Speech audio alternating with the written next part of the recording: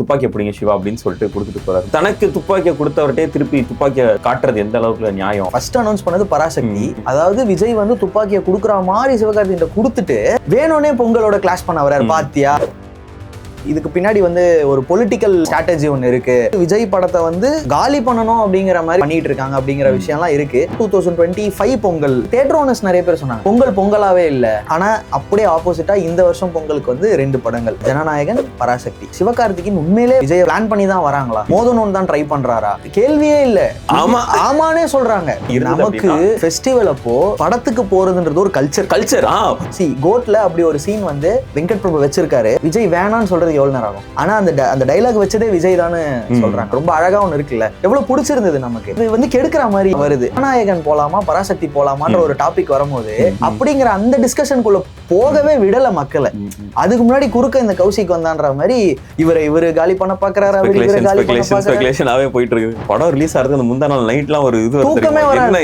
என்ன இருக்குது அஜித் ஃபேன்ஸ்க்குமே எப்படி இருக்க போகுது படம் அப்படிங்கிற தாட் இருக்கதான் செய்யும். 25ல வந்து பாக்ஸ் ஆஃபீஸ் கலெக்ஷன் அந்த அளவுக்கு ஒரு பெரிய ஃபால் சந்திச்சிருக்கு. சூப்பரான ஸ்டார்ட். இது பயங்கரமான ஸ்டார்ட்.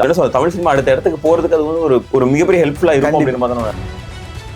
கோட் படம் ரிலீஸ் டைம்ல சிவகார்த்திகேயன் கையை துப்பாக்கியை பிடிங்க சிவா அப்படின்னு சொல்லிட்டு கொடுத்துட்டு போறாரு. பேட்டனை பாஸ் பண்றாரு. இனிமே எனக்கு இங்க இடம் இல்ல, நான் வேற இடத்துக்கு போறேன் அப்படின்னு சொல்லி எஸ்கே அதெல்லாம் சொல்லுவாரு. இதை விட முக்கியமான வேலை ஒண்ணு இருக்கு, இதை நான் பாத்துக்கிறேன் அப்படின்ற மாதிரி சொல்லுவாரு. அப்படி சொன்ன சிவகார்த்திகேயன் வந்து திடீர்னு இப்போ தனக்கு துப்பாக்கியை கொடுத்தவர்கிட்டே திருப்பி துப்பாக்கியை காட்டுறது எந்த அளவுக்கு நியாயம் அப்படின்ற ஒன்று இருக்கு. ஏன்னா கடைசி படம் அவருக்கு ஒரு செலிப்ரேஷனுக்கான ஒரு படமா இருக்கும் பொழுது அங்க வந்து அந்த செலிப்ரேஷனை குறுக்கிடுற மாதிரியான ஒரு செயலை எஸ்கேயும் அவரோட டீமும் செய்யறாங்க அப்படின்ற மாதிரியான ஒரு இது இருக்குது. என்ன இது எப்படி நம்ம புரிஞ்சுக்கிறது? முதல்ல அதான் நீ ரொம்ப சாஃப்டா சொல்லிட்ட. பட் அது மட்டும் இல்ல, நிறைய விஷயங்கள் இருக்கு. இதுக்கு பின்னாடி வந்து ஒரு பொலிட்டிக்கல் ஸ்ட்ராட்டஜி ஒன்று இருக்கு.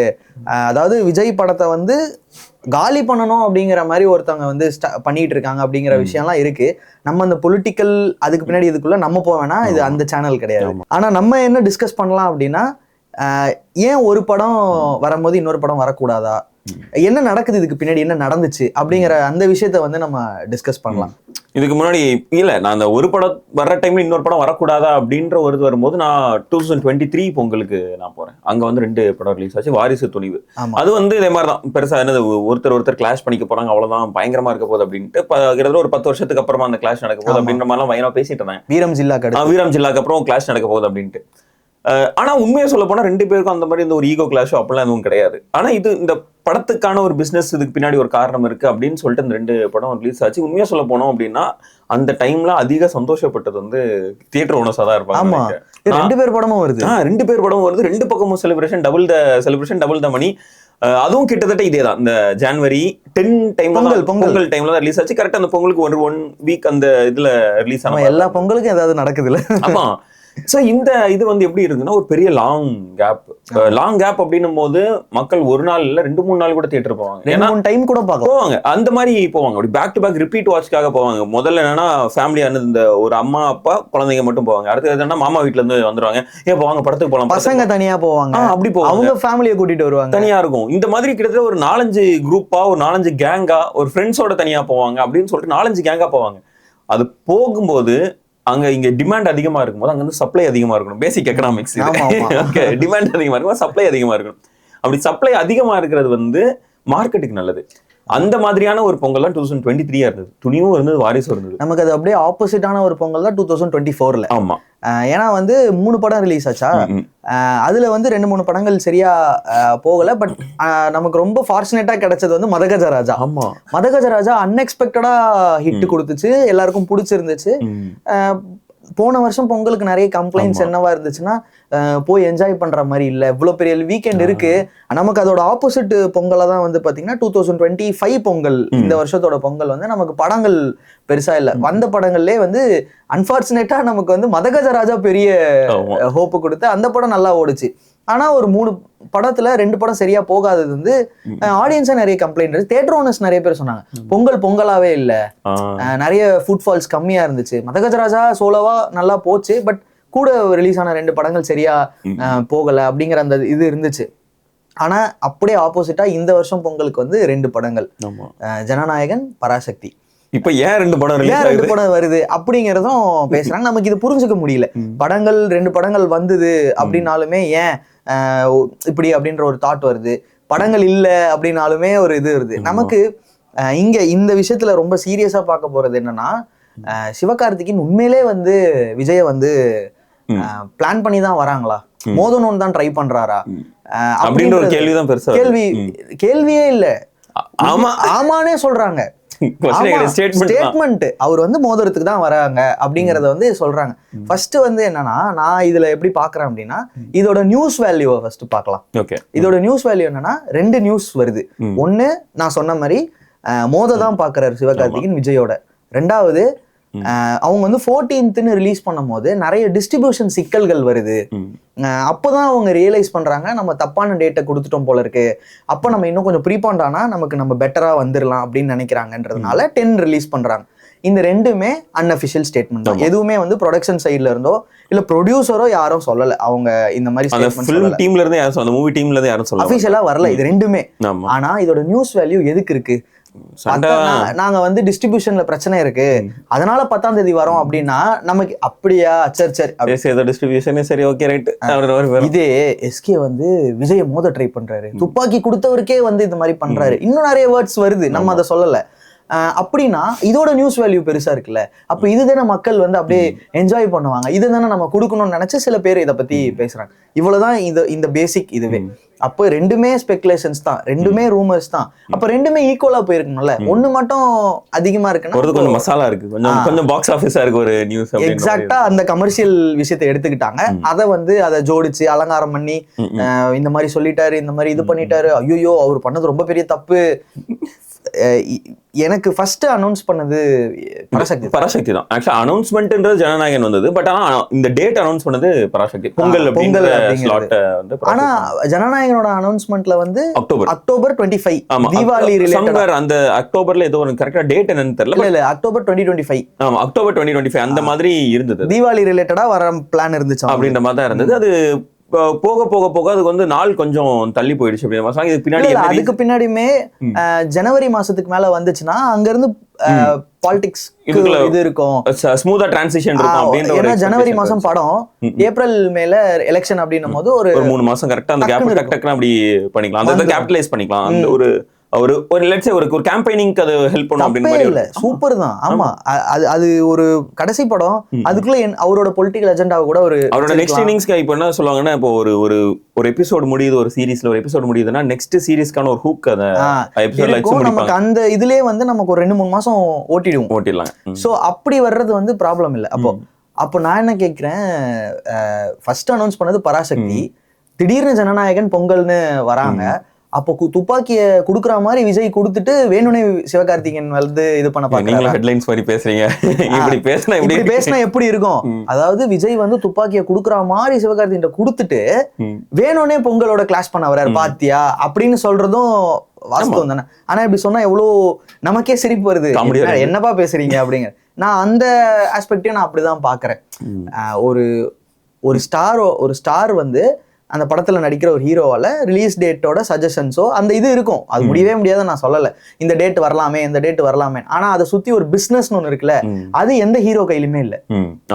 நிறைய நம்மளே நிறைய பெரிய ஸ்டார்ஸ் இல்ல பெரிய ஹிட் படங்கள் கொடுத்த ஆட்களோட படங்கள் பிசினஸ் ஆகாம இருக்கிற இதெல்லாம் நம்ம கேட்டிருக்கோம்.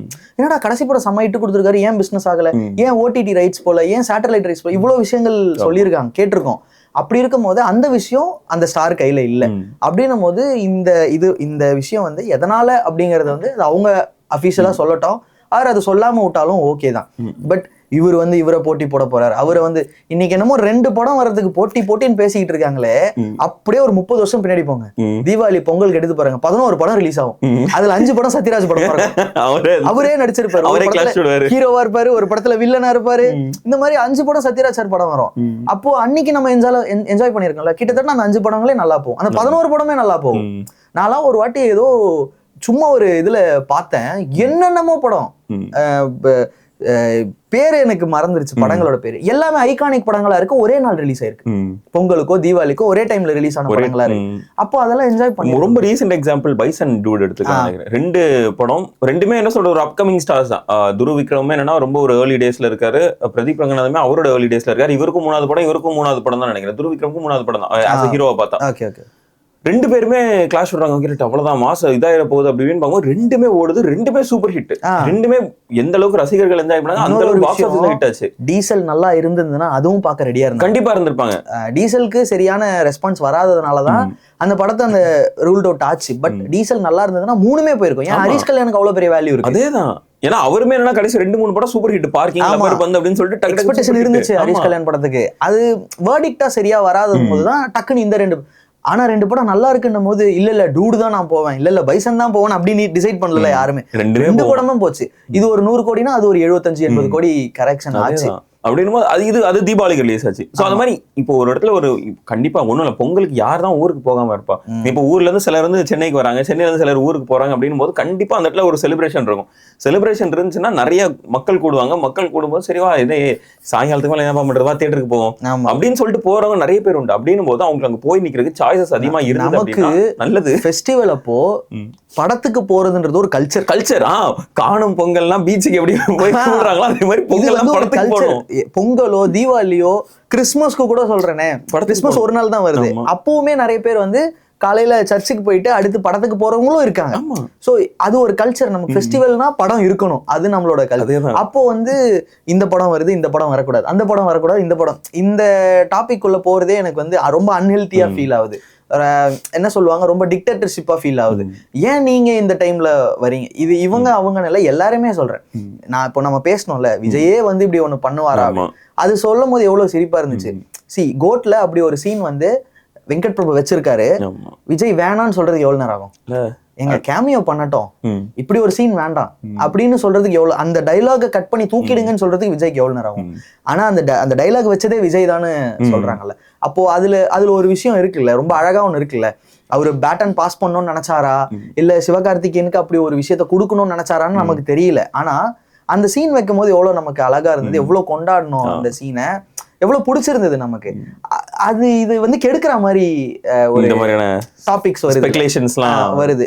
இப்போ கொடுத்துட்டாரு, எஸ்கே நினைப்பாரா நம்ம வந்து கொடுத்துட்டாருல இப்ப நம்ம வாங்கி போடுறேன் அப்படின்ற மாதிரி நினைக்க மாட்டாங்கல்ல அவங்க. ரொம்ப தெளிவா எல்லாருமே அவங்களோட ரன்னை ஓடுறதுக்கு பிளான் பண்ணிக்கிட்டு இருக்காங்க. இதுல அதுவும் அவரே இப்ப ரீசெண்டா ஒரு வீடியோ ஒண்ணு வைரல் ஆயிட்டு இருக்கு. விஜய் சாரோட நான் வந்து போட்டி போடணும்னா இல்ல இவருன்னு இல்லை, யாரா இருந்தாலுமே நான் போட்டி போட நினைக்க மாட்டோம் அப்படின்னு தான் அவர் முன்னாடி ஒரு எனக்கு தெரிஞ்ச எதிர்நீச்சல் அந்த டைம்ல ஏதோ ஒரு இது மாதிரி ஒண்ணு கொடுத்துருக்கான். இல்ல அது ஏதோ ஒரு சும்மா ஒரு சின்ன இன்டர்வியூ மாதிரி அந்த மாதிரி ஒண்ணு பேசியிருக்காங்க. பட் நீங்க அந்த பியூட்டியை தான் பார்க்கணும்னு நான் நினைக்கிறேன். இன்னைக்கு வந்து விஜய் சார் யாரு, ஸ்கிராச்ல இருந்து ஃபர்ஸ்ட் படம் பண்ணும் போது இந்த முகத்தை நம்ம வந்து பார்க்கணுமா அப்படின்னு சொல்லி ஒரு பத்திரிகையில எழுதியிருக்காங்க. அங்க இருந்து இன்னைக்கு top most paid actor, top most பீக்ல இருக்காரு. இன்னைக்கு இந்த பீக் வேணான்னு சொல்லிட்டு வேற ஒரு விஷயத்துக்கு போறாரு. அப்ப அப்படிப்பட்ட ஒரு ஸ்டாரு. இந்த சைட்ல சிவகார்த்திகேயன் யாரு, ஸ்கிராச்ல விஜய் டிவின்னு வராரு. விஜய் டிவில இருந்து ஒரு அரசு ஒரு சினிமா பேக்ரவுண்ட் இல்லாத ஒரு ஸ்டார் விஜய் டிவில என்டர் ஆகுறாரு, காமெடி பண்றாரு, காமெடி ஷோஸ்ல ஹோஸ்ட் பண்றாரு, படம் பண்றாரு, காமெடியன் ஆகுறாரு. இல்ல எவ்வளவு அவர் மேல எவ்வளவு விஷயங்கள் பேசப்பட்டுச்சு. ஒரு சீரியஸான சீன் வந்தா இல்ல செட் ஆகலன்ட்டு இன்னைக்கு அமரன் மாதிரி ஒரு ஃபுல் ஃபிளெஜ்டு சீரியஸ் படம் வந்து அது ஒரு 300 கோடி கலெக்ட் ஆகுற அளவுக்கு அந்த வளர்ச்சி இருக்கு அப்படின்னும் போது 2 பேருமே ரொம்ப சூப்பரான ஒரு ஸ்டார்ஸ். 2 பேரோட ஜர்னியே நமக்கு ஒரு இன்ஸ்பைரிங்கான ஒரு ஜர்னி தானே இருக்கு. அதை நம்ம கம்ப்ளீட்டா விட்டுட்டோம். இந்த கான்வர்சேஷனுக்குள்ள போவே இல்லை. சூப்பர்ப்பா 2 பேரும் 2 படம் வருதா, ஜாலி தான் அப்படின்னு. அந்த இப்போ கண்ணா 2 லட்டு தின்ன ஆசையான்ற ரேஞ்சுக்கு நம்ம போயிருக்கோம். அந்த இன்னொன்னு இப்படி போவோம் படம் கதை. ஜனநாயகன் நம்ம இது வரைக்கும் விஜய் சாரோட படங்களை எப்படிலாம் பார்த்து என்ஜாய் பண்ணுமோ அப்படி ஒரு விஷயமா இருக்க போகுது அந்த படம். ஒரு டைனமைட்டா இருக்க போகுது அந்த படம். எக்கச்சக்க ரெஃபரன்ஸ் அது நமக்கு கமர்ஷியல் இருக்க போகுது, பாட்டு இருக்க போகுது, ஃபைட் இருக்க போகுது, சென்டிமெண்ட் இருக்க போகுது, செம்மையா டான்ஸ் ஆடி இருக்க போறாரு. இதுலயே பார்த்தோம் செகண்ட் சிங்கிள்லயே சரியான டான்ஸ். இன்னொன்னு இது வந்து பகவத் கேசரியோட ரீமேக்காவே இருந்தாலும் அந்த படத்தோட கண்டென்ட் செம்மையா இருக்கும். ஒரு சூப்பரான ஒரு கண்டென்ட்டா இருக்கும். அப்போ அந்த மாதிரி ஒரு கண்டென்ட் இருக்க போது செம்ம ஒரு என்ன சொல்ற பிளாஸ்டா இருக்க போகுது. அப்படியே 9ஆம் தேதி முடிச்சு 10ஆம் தேதி இந்த பக்கவா ஒரு 1965 ப்ராப்பர் பீரியட் டிராமா. ஏதோ அகைன் இங்க நடந்த ஒரு சீரியஸான இஷ்யூ எடுத்து ஒண்ணு பண்றாங்க. கிட்டத்தட்ட 11 வருஷத்துக்கு அப்புறம் சுதா கொங்கரா படம் வருது தியேட்டரிக்கலா. இதுல வந்து சிவகார்த்திகேயன் இருக்காரு, ஜெயம் ரவி இருக்காரு, அதர்வா இருக்காங்க, ஸ்ரீலீலாவோட ஃபர்ஸ்ட் படம், ஜிவி பிரகாஷோட 100வது படம், இவ்வளவு சிறப்பு இருக்கு. இதை விட இந்த பொங்கலை ஹைலைட் பண்ண என்ன இருக்கு? படத்துல வர்ற படத்தோட படங்களே கொண்டாட்டமா இருக்கு. இந்த கண்டென்ட்டுக்குள்ள போவே இல்லை பாருங்களேன் யாருமே. அது உள்ள இந்த டிஸ்கஷனே போல. ஜனநாயகன் போலாமா பராசக்தி போலாமான்ற ஒரு டாபிக் வரும்போது எவ்வளவு டிஸ்கஸ், ஜனநாயகன்ல இது இருக்க போகுதுப்பா, பராசக்தியில இது இருக்க போகுதுப்பா அப்படிங்கிற அந்த டிஸ்கஷனுக்குள்ள போகவே விடல மக்களை. அதுக்கு முன்னாடி குறுக்க இந்த கௌசிக் வந்தான்ற மாதிரி இவரு காலி பண்ண பாக்குறாரு, போயிட்டு இருக்கு. இப்போ படம் வருதா, படம் புக் பண்ணுமா, அந்த ஏர்ஜ்குள்ள நம்ம போகிறதே இல்லை. இப்போ ஜனநாயகனோட ஆடியோ லான்ச் நடக்க போகுது. ஆமா, மலேசியால களை கட்டிக்கிட்டு இருக்கு. அத பத்தி யாரு கான்சர்ட் எல்லாம் பிளான் பண்ணி பயங்கரமா போயிட்டு இருக்குது. அது பேச முடிய மாட்டேங்குது, கதையா பேச முடிய மாட்டேங்குது. தளபதியோட என்ட்ரி என்ன மாதிரி இருக்க போகுது, இந்த தாட்லாம் நமக்கு அந்த ஒரு 50 நாளுக்கு முன்னாடி நமக்கு ஓட ஆரம்பிச்சிடும். ஃபர்ஸ்ட் இன்ட்ரோஷன் எப்படி இருக்கு, அதுக்கு முந்தா நாள் ஒண்ணும் இல்ல, அதுக்கு படம் ரிலீஸ் ஆகுது அந்த முந்தா நாள் நைட்லாம் ஒரு இது தூக்கமே வராது. என்ன இருக்குது பம்ப் ஆயிட்டே இருக்கும். ஈவன் அவரோட ஆப்போசிட் ரைவல்ரியா இருக்க அஜித் ஃபேன்ஸ்க்குமே அந்த இது இருக்கும், என்ன மாதிரி இருக்க போகுது படம், எப்படி இருக்க போகுது படம் அப்படிங்கிற தாட் இருக்கதான் செய்யும். அதெல்லாம் நம்ம அந்த தாட்டுக்குள்ள போக விடாம இப்படியே கட்டி போட்ட மாதிரி இருக்கு. இதுக்குள்ள இந்த படத்துக்கு இருக்கிற ஒரு தேவையான ஒரு டிஸ்கஷன் நம்ம எங்கேயுமே உருவாக்கலையோன்ற மாதிரியும் நமக்கு தோணுது. உருவாகவே இல்லை. இது என்ன மாதிரி படம்ன்ற ஃபீல்கே. இப்போ பராசக்தி என்ன படம், அது வந்து ஒரு பீரியட் படம் அப்படிங்கிற அந்த அடுத்த கட்டத்துக்கே போல. பராசக்தி என்ன படம், ஜனநாயகன் அடிக்க வந்த படம் அப்படின்னா என்ன கதை இது? இது உண்மையா சொல்ல போனா என்ன சொல்றது, இந்த முன்னாடி சொன்ன அதே இதுதான்.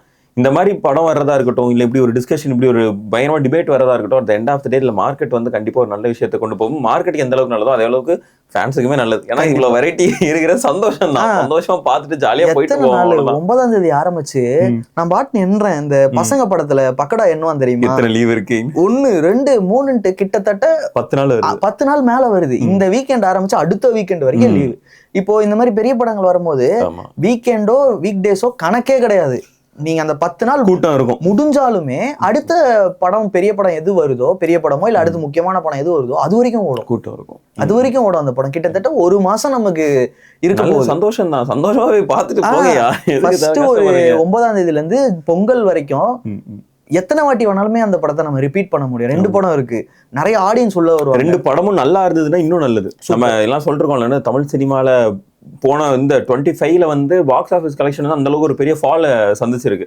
24 கம்பேர் பண்ணுவோம், சூப்பரான ஸ்டார்ட் இது பயங்கரமான ஸ்டார்ட். ஆரம்பமே அமெரிக்காலமா ஸ்டார்ட் பண்றோம், 2 படமே நல்லா ஓடிச்சு அப்படின்னா பேங்கர். 26 வந்து சரியான வருஷமா இருக்கும். அடுத்தடுத்த என்ன சொல்ற தமிழ் சினிமா அடுத்த இடத்துக்கு போறதுக்கு அது வந்து ஒரு மிகப்பெரிய ஹெல்ப்ஃபுல்லா இருக்கும். எனக்கு நம்ம ஆடியன்ஸ்க்கு இந்த வீடியோ எவ்வளவு பேரை ரீச் பண்ணணும்னு தெரியாது. பட் நான் சொல்ல ட்ரை பண்றது என்னன்னா, 2 பேருமே நம்மளோட ஸ்டார்ஸ், 2 பேருமே நம்ம கொண்டாடி தீர்த்திருக்கோம், 2 பேருமே நமக்கு ரொம்ப பிடிச்சவங்க.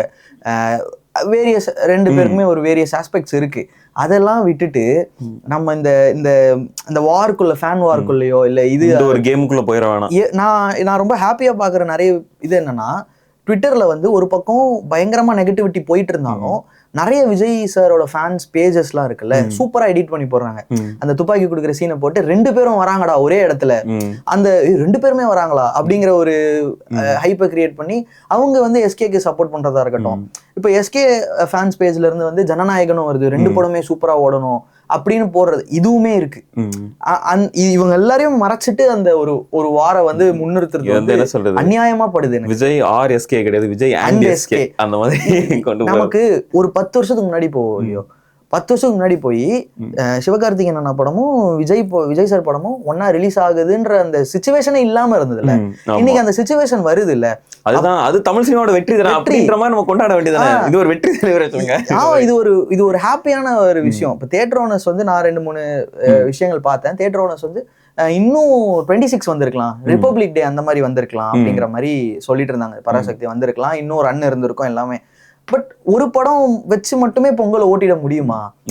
நிறைய பேர் சொல்றது என்னன்னா, ஒரு பெரிய படம் வந்ததுன்னா அடுத்து ஒரு 2-3 படங்கள் வந்தாதானே சூப்பர். இன்ஃபேக்ட் இந்த பொங்கலுக்கு இன்னும் ஒரு படம் வர்றதா இருந்தது, கருப்பு. ஆமா, அது வந்து இன்னும் நல்லா இருக்கும், இன்னும் சூப்பரா இன்னும் இருந்திருக்கும். ஒரு 3 வெரைட்டிஸ் கிடைச்சிருக்கும். கருப்பு அகைன் அது ஆர்ஜே பாலாஜியோட டச் இருந்திருக்கும். டோட்டலா வேற மாதிரியான ஒரு படம்.